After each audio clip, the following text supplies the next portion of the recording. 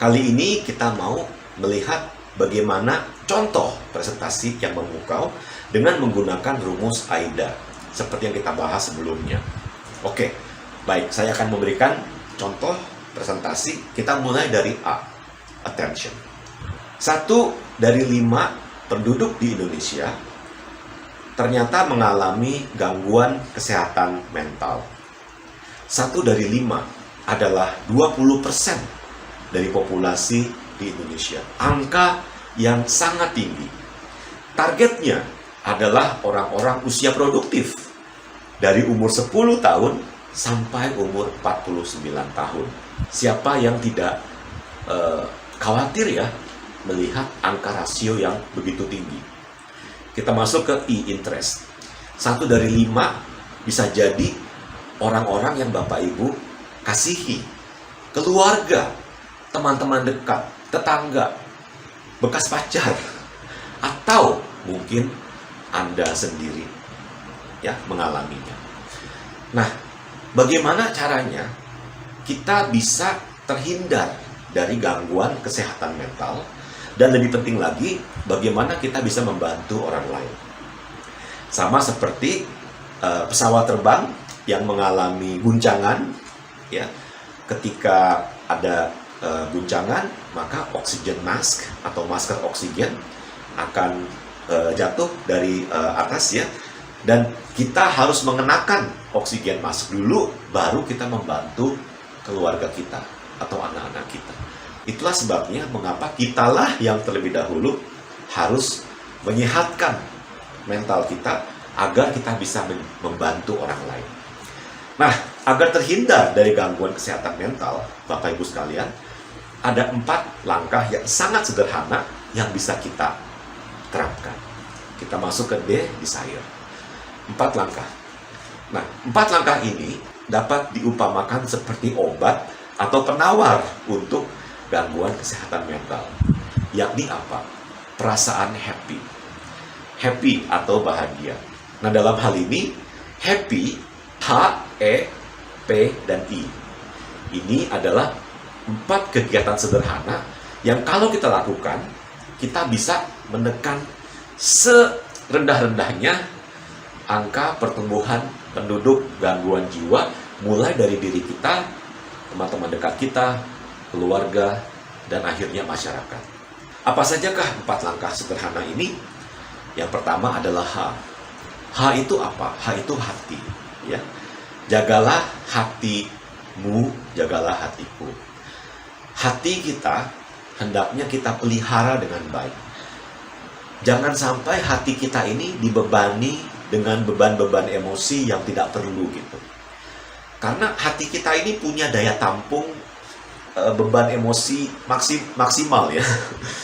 Dan tidak boleh kita biarkan memikul beban-beban emosi yang tidak semestinya. Salah satu caranya adalah dengan tidak dikit-dikit dimasukin hati.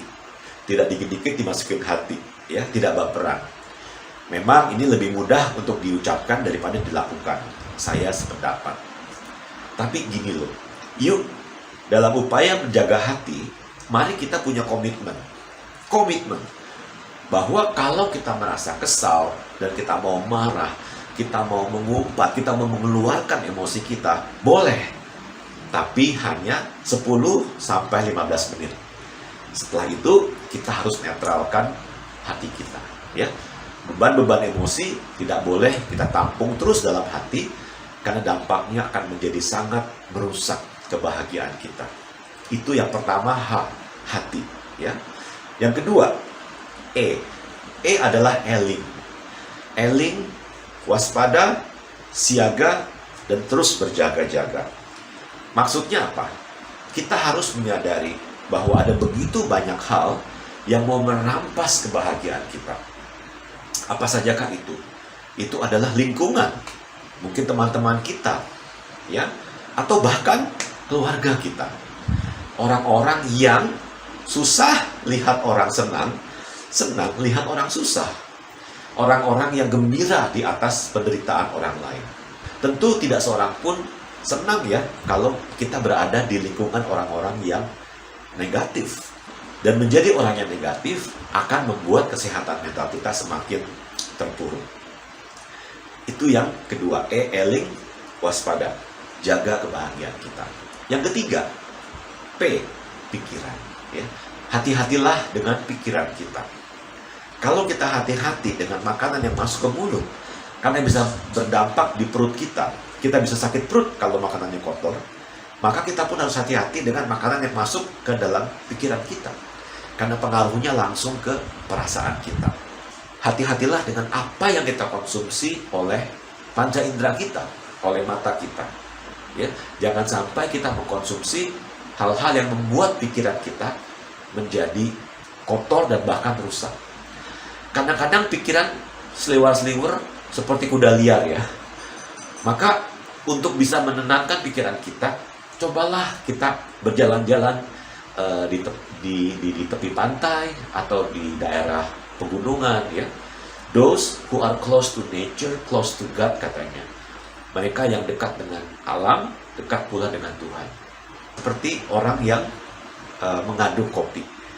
Kadang-kadang kita tidak perlu mengikuti alur pikiran yang liar, tapi kita membiarkannya dengan cara tenang, ya, fokus pada napas, melihat pemandangan yang indah, menghitung berkat-berkat yang sudah kita terima.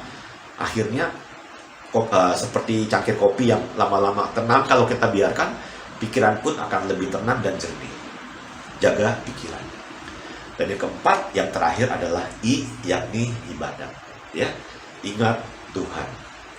Kita punya Tuhan yang sangat mengasihi, menyayangi, dan peduli dengan kita.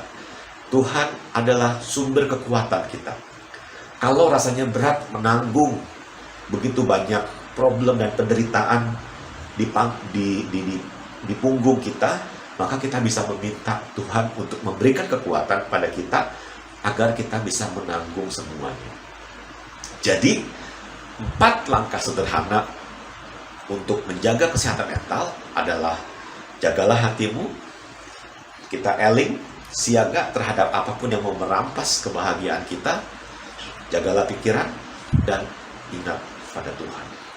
Maka, Bapak Ibu, teman-teman sekalian yang saya banggakan, setelah kita mendengarkan apa komitmen kita, mari kita lakukan apa yang tadi kita sudah bicarakan bersama.